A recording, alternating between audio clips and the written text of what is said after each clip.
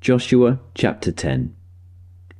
Now Adonizedek, king of Jerusalem, heard that Joshua had taken Ai and totally destroyed it, doing to Ai and its king as he had done to Jericho and its king, and that the people of Gibeon had made a treaty of peace with Israel and had become their allies. He and his people were very much alarmed at this, because Gibeon was an important city, like one of the royal cities. It was larger than Ai, and all its men were good fighters.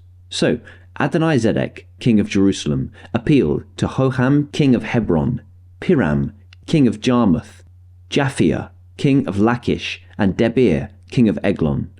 "Come up and help me attack Gibeon," he said, "because it has made peace with Joshua and the Israelites."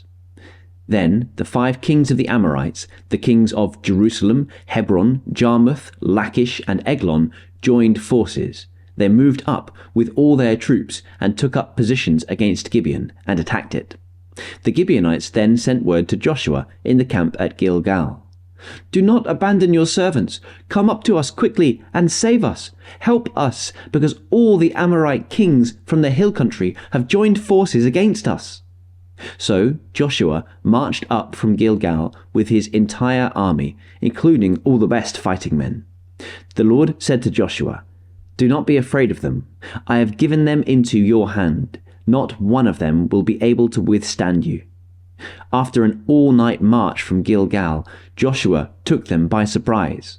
The Lord threw them into confusion before Israel, so Joshua and the Israelites defeated them completely at Gibeon. Israel pursued them along the road going up to Beth-horon and cut them down all the way to Azekah and Makkedah. As they fled before Israel on the road down from Beth-horon to Azekah, the Lord hurled large hailstones down on them, and more of them died from the hail than were killed by the swords of the Israelites. On the day the Lord gave the Amorites over to Israel, Joshua said to the Lord in the presence of Israel, "Sun, stand still over Gibeon, and you, moon, over the valley of Aijalon." So the sun stood still, and the moon stopped, till the nation avenged itself on its enemies, as it is written in the book of Jashar. The sun stopped in the middle of the sky and delayed going down about a full day. There has never been a day like it before or since, a day when the Lord listened to a human being. Surely the Lord was fighting for Israel. Then Joshua returned with all Israel to the camp at Gilgal. Now the 5 kings had fled and hidden in the cave at Makkedah. When Joshua was told that the 5 kings had been found hiding in the cave at Makkedah, he said, "Roll large rocks up to the mouth of the cave and post some men there to guard it. But don't stop, pursue your enemies, attack them from the rear, and don't let them reach their cities, for the Lord your God has given them into your hand." So Joshua and the Israelites defeated them completely, but a few survivors managed to reach their fortified cities. The whole army then returned safely to Joshua in the camp at Makkedah, and no one uttered a word against the Israelites. Joshua said, "Open the mouth of the cave and bring those 5 kings out to me." So they brought the 5 kings out of the cave, the kings of Jerusalem, Hebron, Jarmuth, Lachish, and Eglon.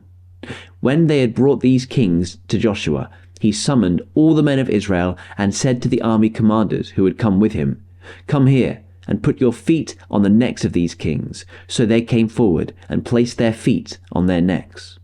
Joshua said to them, "Do not be afraid, do not be discouraged, be strong and courageous. This is what the Lord will do to all the enemies you are going to fight." Then Joshua put the kings to death and exposed their bodies on 5 poles, and they were left hanging on the poles until evening. At sunset, Joshua gave the order, and they took them down from the poles and threw them into the cave where they had been hiding. At the mouth of the cave they placed large rocks, which are there to this day. That day Joshua took Makkedah. He put the city and its kings to the sword and totally destroyed everyone in it. He left no survivors, and he did to the king of Makkedah as he had done to the king of Jericho. Then Joshua and all Israel with him moved on from Makkedah to Libnah and attacked it. The Lord also gave that city and its king into Israel's hand. The city and everyone in it Joshua put to the sword. He left no survivors there, and he did to its king as he had done to the king of Jericho. Then Joshua and all Israel with him moved on from Libnah to Lachish.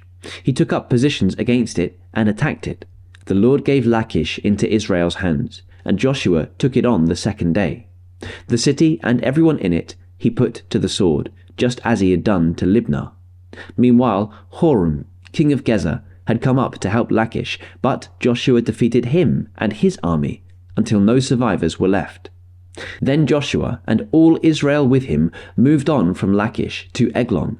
They took up positions against it and attacked it. They captured it that same day and put it to the sword and totally destroyed everyone in it, just as they had done to Lachish. Then Joshua and all Israel with him went up from Eglon to Hebron and attacked it. They took the city and put it to the sword, together with its king, its villages, and everyone in it. They left no survivors. Just as at Eglon they totally destroyed it and everyone in it. Then Joshua and all Israel with him turned round and attacked Debir. They took the city, its king and its villages, and put them to the sword. Everyone in it they totally destroyed. They left no survivors. They did to Debir and its king as they had done to Libnah and its king and to Hebron.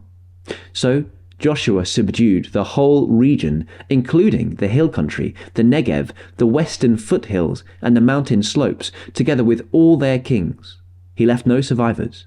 He totally destroyed all who breathed, just as the Lord, the God of Israel, had commanded. Joshua subdued them from Kadesh Barnea to Gaza, and from the whole region of Goshen to Gibeon. All these kings and their lands Joshua conquered in one campaign, because the Lord, the God of Israel, fought for Israel. Then Joshua returned with all Israel to the camp at Gilgal.